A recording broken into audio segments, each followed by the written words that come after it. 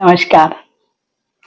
13 जुलाई 2025 बड़ी ही खास है ज्योतिषी दृष्टि से, क्योंकि इस दिन शनि देव अपना वक्री गोचर शुरू करने वाले हैं और टिल 28 ऑफ नवंबर 2025 तक वो वक्री अवस्था में ही गोचर करेंगे।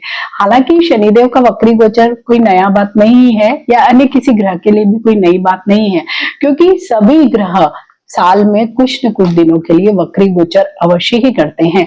तो वक्री मीन्स उल्टा या रेट्रोग्रेड भी जिसे हम बोलते हैं, तो इसका मतलब ये बिल्कुल भी नहीं है कि ग्रह उल्टा ही चलने लगेगा।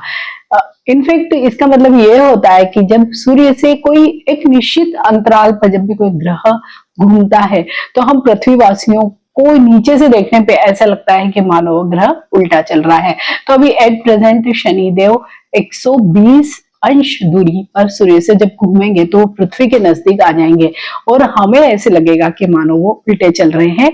और जब भी कोई ग्रह वक्री होता है तो उसकी गति भी मंद हो जाती है, साथ ही उस ग्रह को ज्यादा काम करना पड़ता है। तो कहा यही जाता है कि जब भी कोई ग्रह वक्री होता है, एक तो वो जो पास में जो काम छोड़ के आ गया है, जितने भी बचे हुए जो काम है उनको पूरा करने के लिए आता है, प्लस वो 2 भावों का फल देता है। तो उसमें चेष्टा बल या एफर्ट करने की जो शक्ति होती है, क्षमता होती है, बहुत अधिक बढ़ जाती है।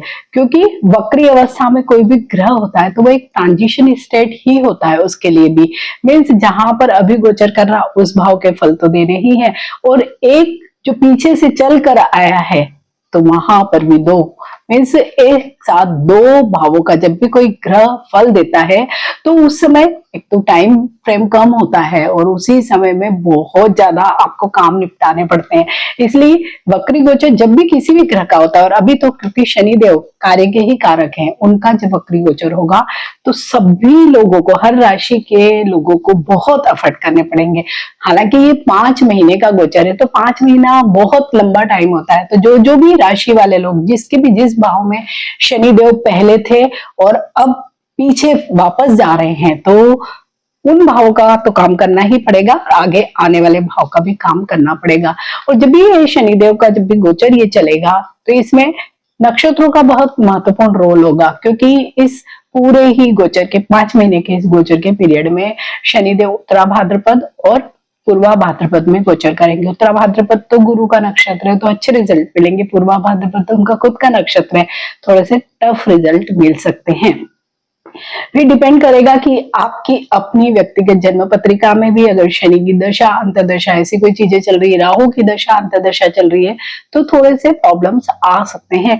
लेकिन कभी भी वक्री ग्रह से डरने की जरूरत नहीं होती है। हाँ, समय उस समय हमें इसलिए कठिन लगता है क्योंकि हमें बहुत मेहनत करवाता है, क्योंकि उसको 2 रिस्पॉन्सिबिलिटीज एक साथ निभाना पड़ेगी, इसलिए ज्यादा काम करना पड़ेगा, तो ज्यादा आपको फल भी अच्छे मिलेंगे। ये जो वीडियो है वृश्चिक राशि के लिए है, और ये जो वीडियो आपको देखना है वो चंद्र राशि पर आधारित ही देखना है, क्योंकि जब भी शनिदेव का गोचर होता है तो लग्न पर नहीं होता है, वो चंद्र राशि पर होता है, चंद्रमा पर होता है। तो आपकी अगर वृश्चिक राशि है तो ये वीडियो आपके लिए ही है। तो वृश्चिक राशि वाले सभी लोगों के लिए अभी तो वो शनि की ढैया से मुक्ति पाकर आगे ही बढ़े थे, यानी मार्च के बाद से तो उनको मुक्ति ही मिली थी। अब फिर से क्या हो रहा है, शनिदेव वापस से चतुर्थ भाव में ही जाने वाले हैं, क्योंकि अभी 8% तो वो पंचम में गोचर कर रहे हैं। हालांकि पंचम का गोचर भी शनिदेव का कई जो हमारे ज्योतिष के जो पुराने ग्रंथ हैं वहां पर पनौती के रूप में भी माना जाता है, प्लस चतुर्थ की तो ढैया ही मानी जाती है। चतुर्थ का भाव क्योंकि सुख का भाव है, और वहां पर जब भी शनिदेव आते हैं तो सुखों में थोड़ी सी कमी करते हैं या उन सुखों को पाने के लिए बहुत ज्यादा एफर्ट करवाते हैं। तो वृश्चिक राशि वाले लोगों के लिए अभी क्या होने वाला है, अभी पंचम में तो शनिदेव का गोचर चल ही रहा है, और जब वक्री होंगे तो वो चले जाएंगे चतुर्थ भाव में, जहां से वो पहले ही ढैया के प्रभाव से निकल कर आए हैं। तो इस समय क्या होगा, वो 2 भावों का फल देंगे, प्लस शनिदेव के पास 3 दृष्टियां भी है। तो जो पंचम के शनि है उनकी भी 3 दृष्टियां, चतुर्थ के शनि पीछे जाएंगे तो वहां की भी 3 दृष्टियां, तो 6 दृष्टियां तो यही हो गई। प्लस यहां से हम देखते हैं तो तृतीय भाव में तो मकर राशि है, वो भी तो शनि की राशि है। इट मीन्स वृश्चिक राशि के लिए थर्ड, फोर्थ और फिफ्थ हाउस अभी शनिदेव के ही कब्जे में है। तो थर्ड हाउस में जब शनि की ही राशि है तो थर्ड हाउस क्या है, एफर्ट का है। जितने भी हमारे जीवन में जो प्रयत्न करते हैं, डेयरिंग करते हैं, उनके लिए ही होता है। और अभी जब शनिदेव वक्री होंगे तो उनका चेष्टा बल तो यूं ही बढ़ जाएगा, यानी एफर्ट करने की जो प्रवृत्ति है वो तो यूं ही बढ़ने वाली है। तो यहाँ पर इस सच इस कॉम्बिनेशन से आप लोगों को इनफेक्ट अच्छे ही फल मिलने वाले हैं।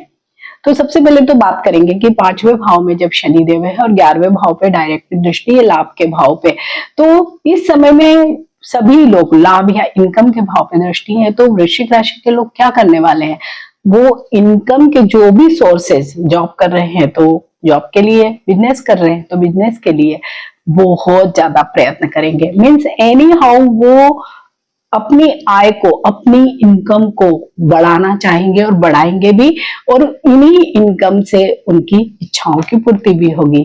तो यहाँ पर शनिदेव ये काम आपसे ज्यादा करवाने वाले हैं। ये संतान का भी भाव है।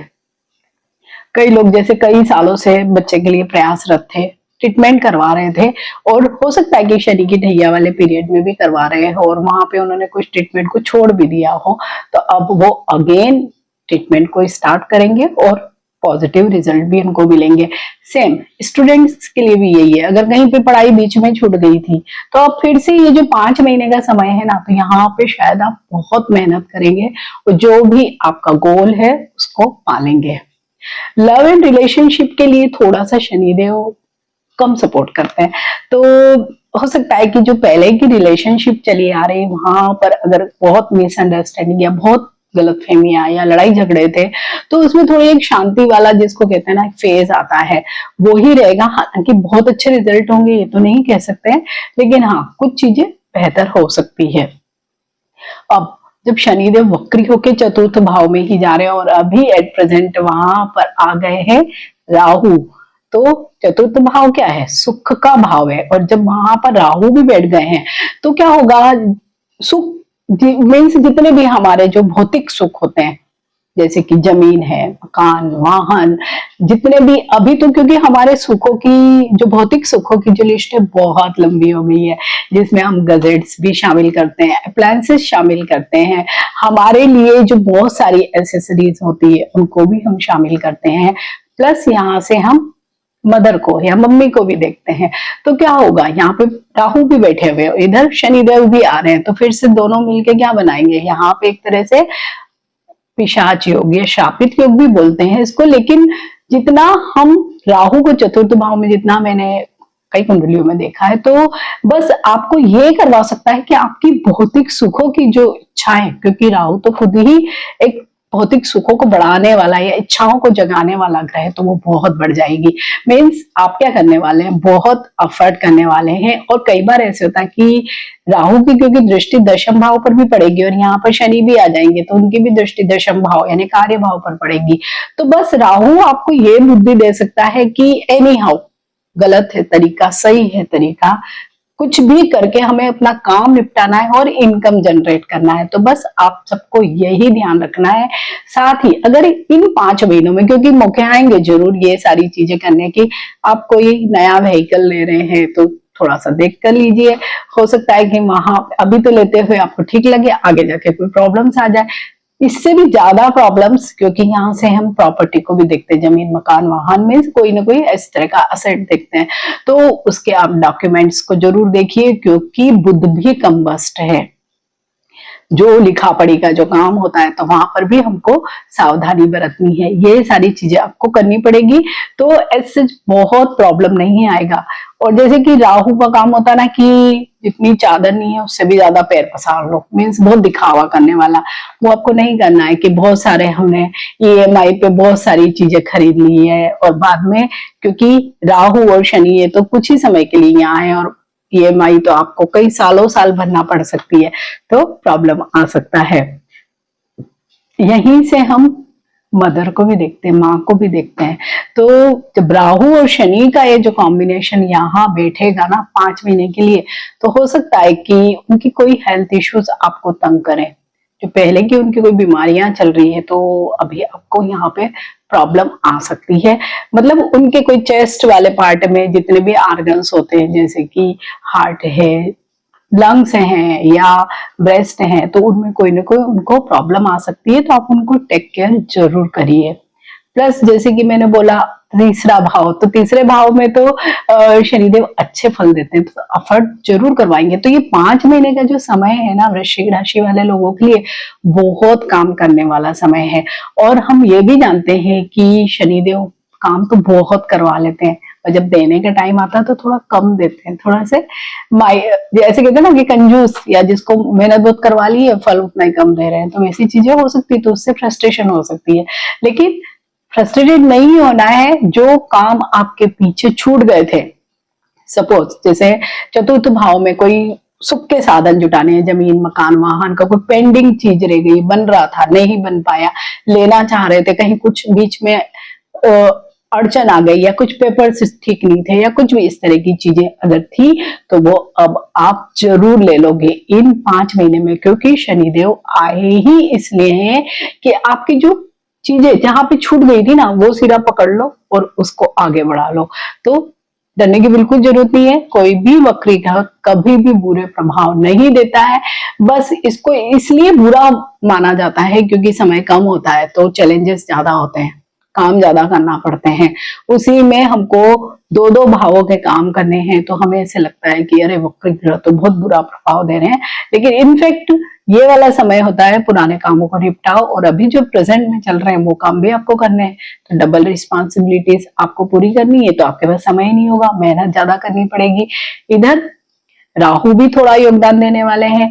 गुरु हालांकि अच्छी स्थिति में है, तो वो कहीं ना कहीं जैसे सारी चीजों को मैनेज कर लेते हैं ना, ठीक करते हैं, बिल्कुल वैसे ही वृश्चिक राशि वाले सभी लोगों के लिए रहने वाला है।